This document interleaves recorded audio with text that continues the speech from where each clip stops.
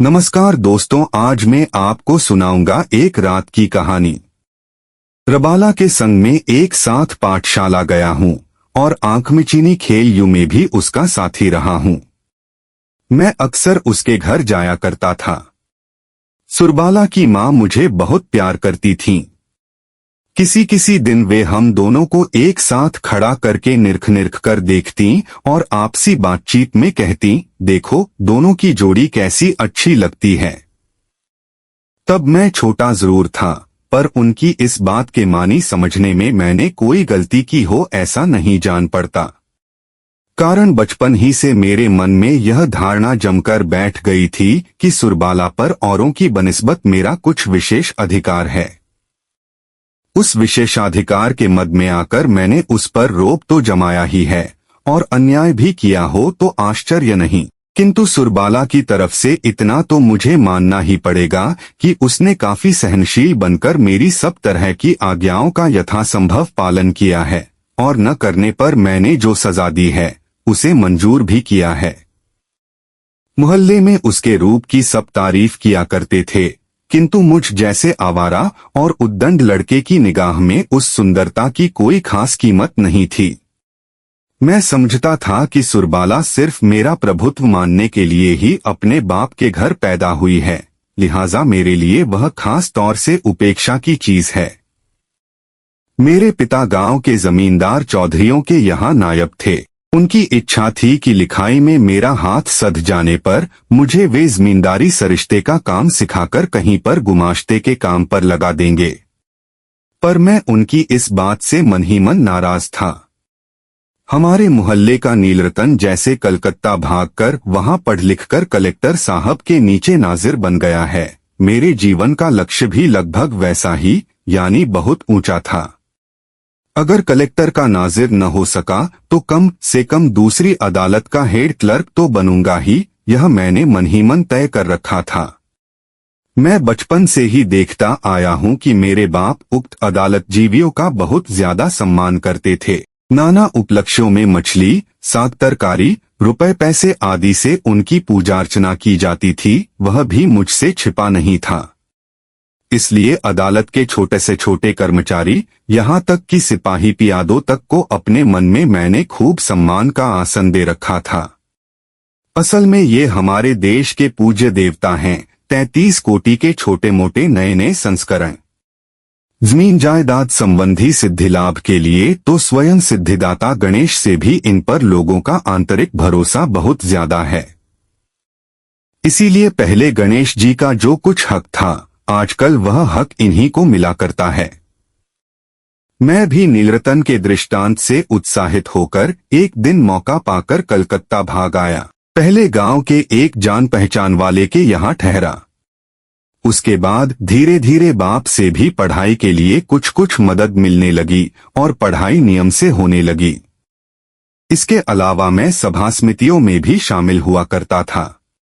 इस विषय में मैं निस्संदेह हो गया था कि देश के लिए सहसा प्राण विसर्जन करने की बड़ी सख्त जरूरत है, किंतु किस तरह यह दुस्साध्य कार्य हो सकता है यह मुझे नहीं मालूम था और न कोई दृष्टांत ही दिखाता था, मगर फिर भी उत्साह में कोई कमी नहीं थी। हम लोग गंवई गांव के लड़के थे। कलकत्ता के लड़कों की तरह हम सब बातों को हंसी में उड़ाना नहीं जानते थे और इसीलिए शायद हमारी देशभक्ति अत्यंत दृढ़ थी। हमारी सभा के संचालकगण व्याख्यान दिया करते थे और हम लोग चंदे का खाता लेकर बिना खाए पिए यूं ही धोरी दोपहरी में घर घर भीख मांगते फिरते थे।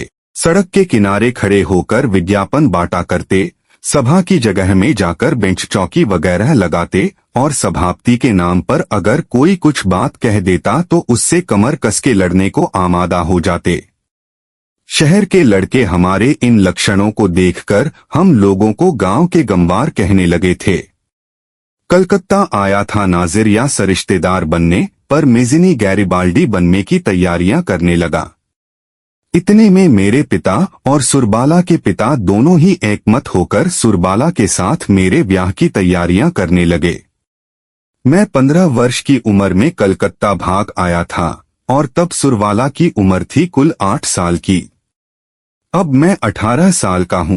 पिता का मत है कि मेरी ब्याह की उम्र क्रमशः बीतती जा रही है, पर इधर मैंने मन ही मन प्रतिज्ञा कर ली थी कि आजीवन में ब्याह नहीं करूंगा और स्वदेश के लिए मर मिटूंगा। पिता से मैंने कह दिया कि पढ़ाई खत्म किए बगैर मैं ब्याह नहीं करूंगा।